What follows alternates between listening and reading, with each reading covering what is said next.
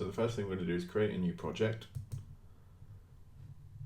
The project is going to be a Windows Forms application, and we're just going to name it strings. And we're just going to drag a label onto this view that we've started with here. And we're just going to name that view using the properties dialog down here on the right. And we're going to name it LBL. Now, in order to get some code to run when the application starts, we can just double click on the form, which will generate this method for us. This is the form1 load method, which is fired every time this view is drawn on screen. So to start with, we're going to create a new string. So we're going to say var new string, but this is what we're going to call it, new string, so that can be anything, equals, and then we're going to assign it a value of hello world. And then to assign it to our label, we're going to reference the name we created earlier, LBL, and then we're going to reference the text value. And then we're going to say equals new string. So what we've done here is we've created a new string called new string, and we've assigned it the value of hello world. And then we've referenced our label here, then the text property of the label, and we've assigned it the value of the new string. So when we run our program, you'll see the string now says hello world.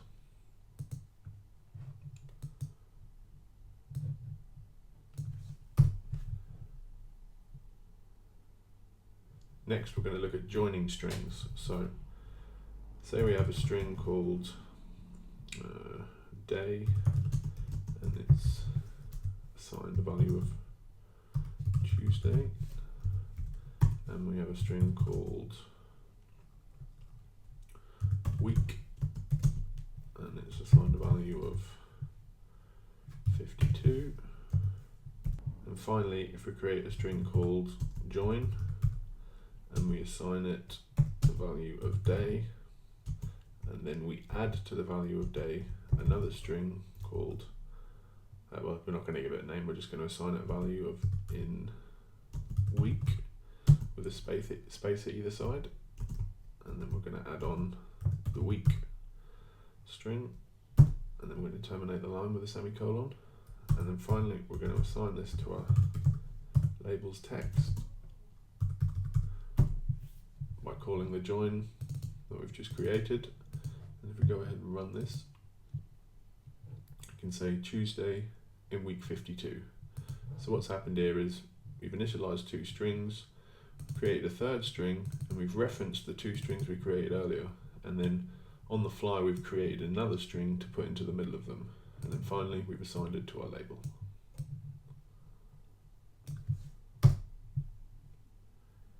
Next, we're going to look at replacing strings within strings. So if I create a string called template, and we assign this a value of hello Mr. do that in capitals, Mr.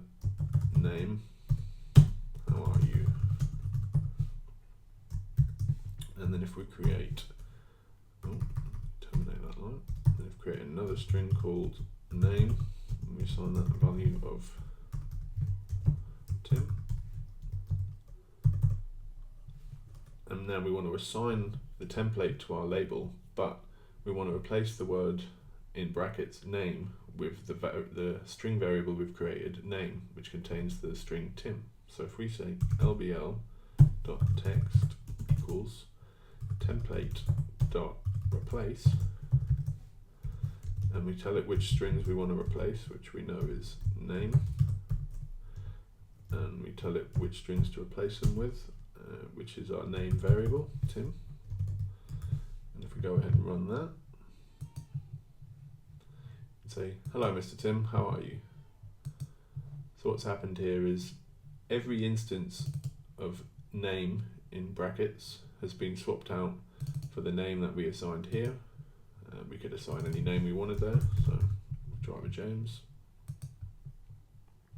Hello Mr. James, how are you? So as you can see, this could be quite useful for an application that had to, create salutations, or maybe write an email out, you could create a template, put some strings in there that aren't likely to appear, naturally, and then when the time comes, replace them with whatever name you've got available. Next, we're going to look at trimming strings. So sometimes you could have a string like this called user input, and user input could have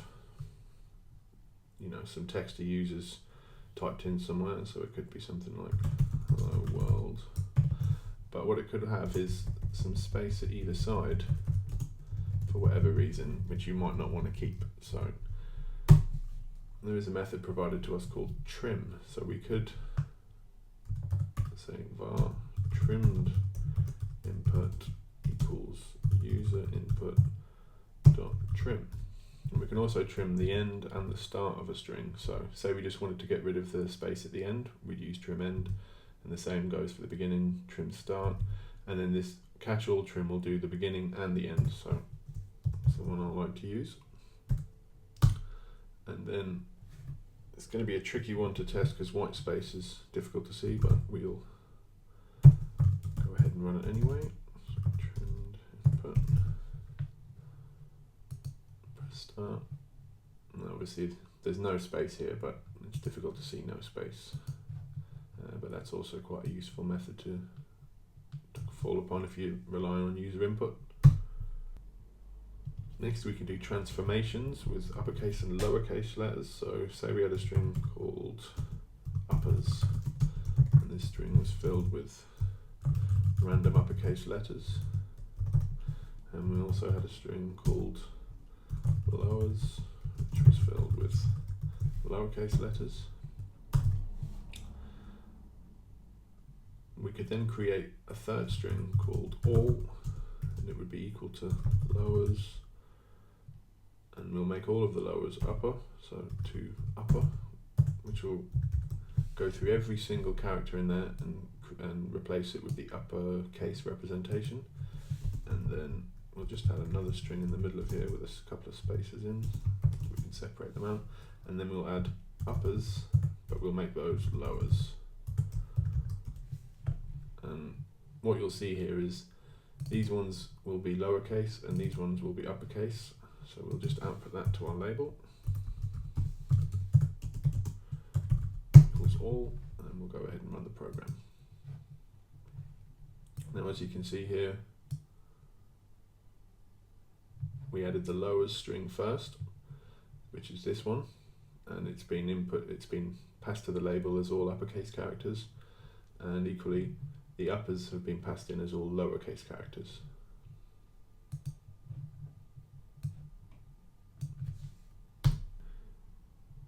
Sometimes in our program we might want to check if a certain string contains certain characters we might be looking for or matches a particular pattern. This is very easy to do with C#, so if we just create a new string called name equals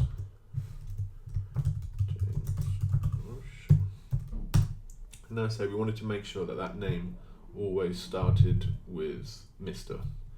We could create, well actually let's not create anything, let's just say if name starts with, and what we're going to actually do is ask if it doesn't start with, so we'll put an exclamation point at the beginning, which is the same as saying does not start with Mr. And if it doesn't, we're going to say name equals Mr. plus name. So effectively what's happening here is we're checking to see if name starts with Mr. If it doesn't start with Mr, this code is then fired, and then in here we're just adding the string Mr onto the front of the name and assigning it back to the name. And then finally, if we do real.text, we'll assign our label with the name we've created, and we'll just run. And you can see the string initially didn't start with Mr, but that's been picked up by our program and replaced and then been assigned to the label as we would have expected.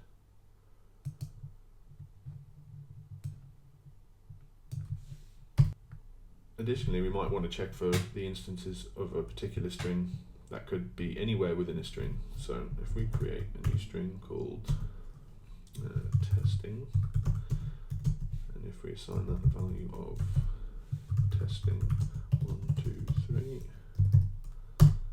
and now, say for the sake of argument, we wanted to make sure that testing contained the number 2, which we know it does, but we just wanted to check at runtime, for example. We could say if testing contains 2, then we'll assign our label with a string true. So at runtime, we'll check that this string, which we know contains a 2, does indeed contain a 2, and then if it does, we'll apply this string to the text value of our label. So we'll go ahead and run that, and yes, it does indeed contain a 2. If we were to maybe expand on this a bit and say else, this code here will fire if it does not contain a 2, and we'll just assign our label text value of false, and we'll press play. So it does contain a 2, let's take the 2 out. You can see it returns false. So this is just a really good way of structuring the flow of your application based on some logic you can apply to strings that you're working with. Obviously this example doesn't mean very much, but when you're creating your own applications, it's useful for validating user input or making sure that something is what you expect it to be before you try and do something to it. So it's all good stuff. Something you might also want to do to a string is add in a new line or a line break. This is going to be quite difficult to show you with a label, so I'm going to create us a text box. There we go. And I'm going to make this one a multi-line. Just drag it so we can see it. Make it a bit bigger. I'm going to give this one a name of txt. Let's save that, go back to our code, and then let's create a new string called multi-line.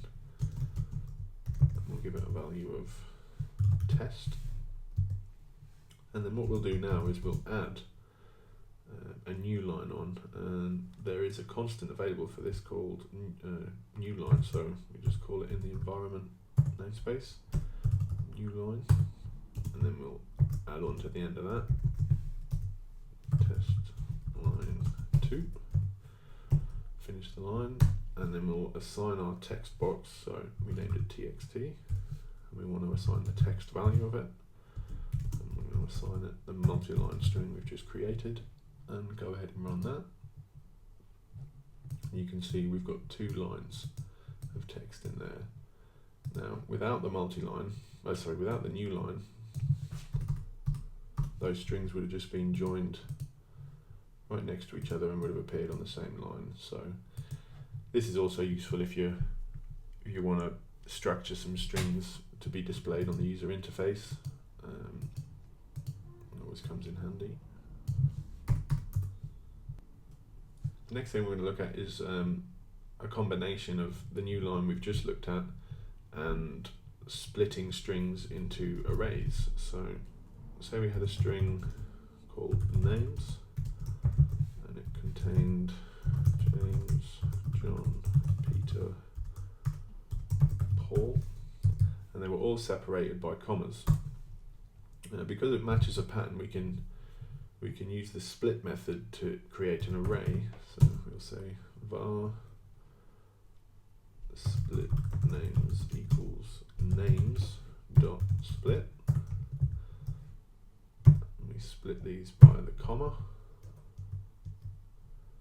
and that will then create an array of strings called split names, which will contain all of these names. And then what we will now do is loop through the split names array. So we'll say for each var string, well actually we'll just say var name, so it makes a bit more sense, in split names.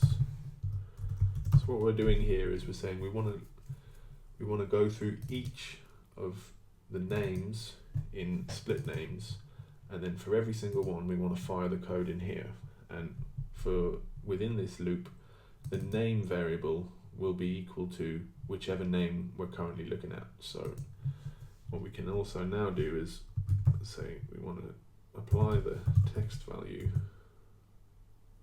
of our text box, and we're going to plus equals this time. And what plus equals does is it just adds the string that you're assigning onto the end of the existing string, and then we're just going to say we want to add the name string that we're working with from the list, and then we're going to add the environment.newline we just looked at. And what this is going to do is for every single name in the list, it's going to add that name to the text box, and then at the end of that name add a new line, so that when the next one is fired, it is added at the next line. So let's just see what that looks like. You can see here we've got James, John, Peter and Paul. They always come in the same order of which they were split, so that's always useful to know. And that's basic splitting and looping through strings. They could be separated by any character. We just put pipe in for the sake of argument, and then we split them by pipe. If we run that, the result's exactly the same.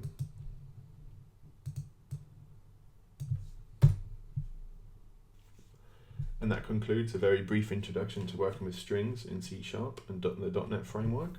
If you have any questions or you're having any trouble following along, just leave me a comment below and I'll get back to you as soon as I can.